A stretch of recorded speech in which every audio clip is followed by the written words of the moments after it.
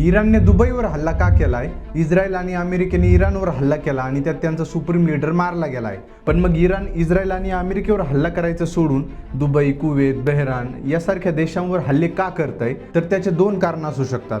पहिलं म्हणजे या देशांमध्ये अमेरिकेचे आर्मी किंवा एअर बेसेस आहेत, त्यामुळे इराण त्यांच्यावर हल्ले करतंय. पण तरीही दुबईमध्ये 5 स्टार हॉटेल आणि इतरही देशांमध्ये रहिवासी भागात इराणने हल्ले केलेत. त्याचं कारण काय असू शकतं? तर इराण फक्त अमेरिकेला युद्धात टक्कर देत नाहीये.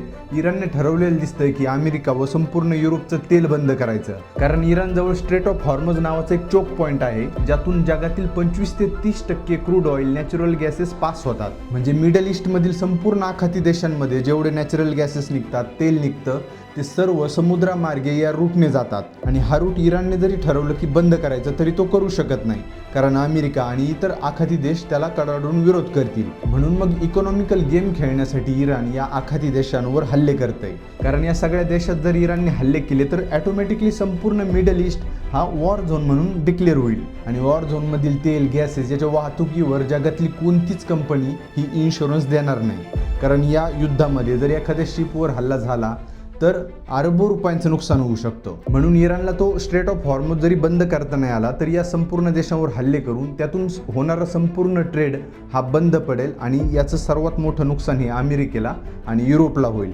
म्हणून इराण फक्त युद्धातच नाही तर इकॉनॉमिकली सुद्धा अमेरिकेवर घाव करेल अशी रणनीती इराणने आखल्याचं दिसत आहे. आणि याचा तोटा भारताला सुद्धा होणार आहे, कारण आपण सुद्धा मोठ्या प्रमाणावर तेल त्या रूटमधून आणत होतो. आणि हे युद्ध काही 1-2 दिवस चालणार नाहीये, हा खूप मोठा विषय आहे. त्यामुळे पुढे काय होईल हे आपल्याला येणारी वेळच सांगेल.